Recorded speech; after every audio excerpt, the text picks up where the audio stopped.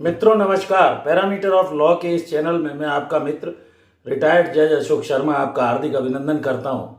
आज मैं ऐसे कुछ तरीके बता रहा हूं जिनको आप करके स्टैम्प ड्यूटी भी बचा सकते हैं और जो भविष्य में जो भी प्रॉपर्टी है उसको कैसे आप ट्रांसफ़र कर सकते हैं।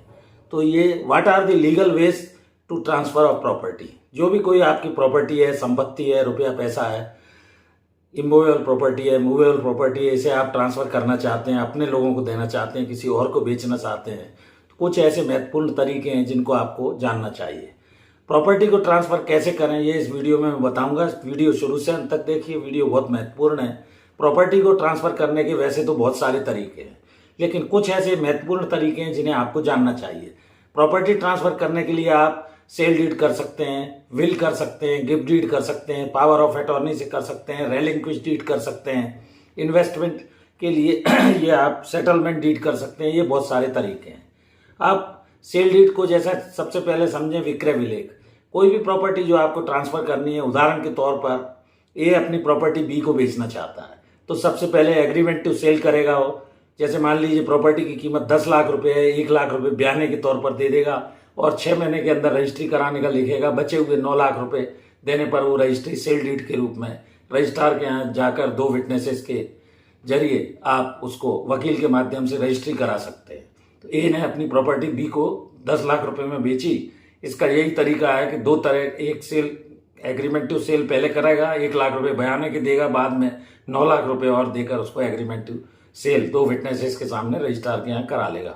सारी टर्म्स कंडीशन रहेगी, क्या लोकेशन है, क्या प्रॉपर्टी के आसपास, पूरब क्या है, पश्चिम क्या है, दक्षिण क्या है, उत्तर क्या है, सारी उसमें दिशाएं लिखी जाएगी और इस तरह वो प्रॉपर्टी को उसको दे देगा। तो ये सबसे सॉलिड तरीका है जिसमें नॉमिनल स्टैम्प फीस लगती है और आप कोर्ट फीस के हिसाब से 7 से 8% जनरली लगती है। अलग अलग जगह की, अलग अलग राज्यों की अलग अलग कोर्ट फीस है। ये आप वेबसाइट पे देख सकते हैं, वकील साहब से पता कर सकते हैं। जैसे गवर्नमेंट की जो है वो डीएलसी कहलाती है, सर्किल रेट, मोस्टली लोग इसी पर कराते हैं या मार्केट वैल्यू वगैरह के आधार पर। और लेडीज के लिए इसमें 1 से 1.5% की लगभग छूट मिल जाती है, महिला के नाम से अगर संपत्ति आप जो है खरीद रहे हैं। दूसरा तरीका जो ट्रांसफर ऑफ प्रॉपर्टी का है वो है गिफ्ट डीड। आप किसी के लिए लव एंड अफेक्शन में, प्यार मोहब्बत में, चाहे आपकी बीवी है, बच्चे हैं, कोई और है, रिश्तेदार है, इमीडिएटली एक तो इसमें ट्रांसफर हो जाता है। इसको गिफ्ट डीड या दान पत्र कहा जाता है। स्टैम्प ड्यूटी इसमें कम लगती है, वुमेन्स के केस में कुछ रिबेट भी है। तो इस तरह से आप गिफ्ट डीड या दान पत्र, हिवानामा जिसे कहा जाता है, कर सकते हैं। इन सभी के मेरे चैनल पर वीडियोस डले हुए हैं, आप उन्हें देखकर अपनी जानकारी को बढ़ा सकते हैं, अपडेट कर सकते हैं।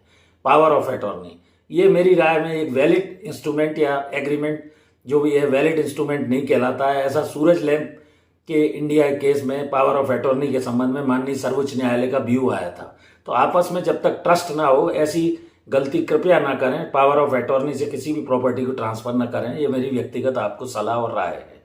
दूसरा है विल। विल कोई भी व्यक्ति अपने जीवन काल में किसी भी व्यक्ति को, चाहे कोई भी संपत्ति हो, एक्स को, वाई को, जेड को दे सकता है और इसमें पर्सन मरने वाले की इच्छा जो भी लिखता है, लास्ट विल इफेक्टिव होती है। मैंने वसीयत पे भी डाले हुए हैं और वसीयत फ्री में आप सादा कागज पर भी कर सकते हैं, लेकिन रजिस्टर्ड करा लें तो मेरे मत में ज़्यादा अच्छा होगा।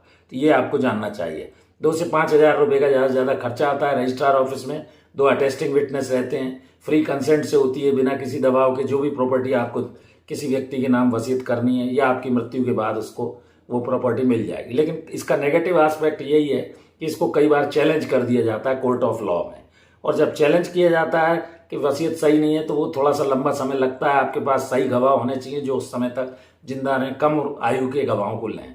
इस पर भी मेरे वीडियोस चैनल पर पैरामीटर ऑफ लॉ पर उपलब्ध है। एक है रेलिंक्विश डीड। मान लीजिए 4 भाई हैं, 5 भाई हैं, एक भाई को वो सारा अपना हिस्सा और लोग छोड़ देते हैं, तो ये रेलिंक्विश डीड या हक विलेख या त्याग विलेख कहलाता है। और इसमें वो 4 या 5 भाई जो भी हैं, एक भाई को सारा अपना जब हिस्सा छोड़ देते हैं, बहनें छोड़ देती हैं, तो ये रेलिंक्विश डीड कहलाती है। प्रॉपर्टी इसमें ट्रांसफर हो जाएगी रजिस्ट्रार के यहाँ से, आप रजिस्टर्ड करा लें। इस पर भी मेरे वीडियो इस चैनल पर हैं। नेक्स्ट है सेटलमेंट डीड, जहाँ परिवार में जो भी आपके लोग हैं, साथी हैं, घर के लोग हैं, बंटवारा सदस्य आपस में झगड़ा नहीं करना चाहते हैं, मिल बैठकर कोई रास्ता निकाल लेते हैं, तो ऐसे परिवार की रजामंदी के लिए बिना स्टैम्प ड्यूटी के आप पहले उसको रजिस्टर्ड कराने के लिए स्टैम्प ड्यूटी जरूर लगेगी। रजिस्ट्रार के कार्यालय में जाएं, वकील से तैयार करा लें, मिल बैठ के इसका रास्ता निकाल दें। अगर आपको लगता है कि कभी कोई झगड़ा नहीं होगा तो ये आप सेटलमेंट डीड भी कर सकते हैं। तो ये मैंने कुछ what are the legal ways to transfer the property को ट्रांसफर कैसे करें इसके बारे में कुछ तरीके आपको बतलाए, और सारे तरीके आसान हैं। तो सोच समझकर जो भी आप उचित समझते हैं, सेटलमेंट डीड अच्छी लगती है आपको, सेल डीड अच्छी लगती है, गिफ्ट डीड अच्छी लगती है, विल अच्छी लगती है, या पावर ऑफ अटॉर्नी ठीक लगती है, जैसा भी है, रेलिंक्विश डीड, तो आप इस तरह की कर सकते हैं। वीडियो में बताई गई जानकारी कैसी लगी इसको लाइक कीजिए, शेयर कीजिए, मित्रों दोस्तों को भी भेजिए। अगर आप चैनल से अभी तक नहीं जुड़े हैं तो विशेष अनुरोध है कि चैनल को सब्सक्राइब कर लें, जिससे आने वाले नए नए वीडियोस आपको रोज मिलते रहें। मैं आपका हृदय से आभारी हूँ। अच्छे सब्सक्राइबर की संख्या हो गई है और मैं आपकी कानूनी जानकारी को अपडेट करने के लिए छोटे छोटे वीडियोस के माध्यम से नई नई जानकारी दे रहा हूँ। जुड़े रहिए इस पैरामीटर ऑफ लॉ चैनल से। मैं बहुत आभारी हूँ आपका। धन्यवाद। नमस्कार।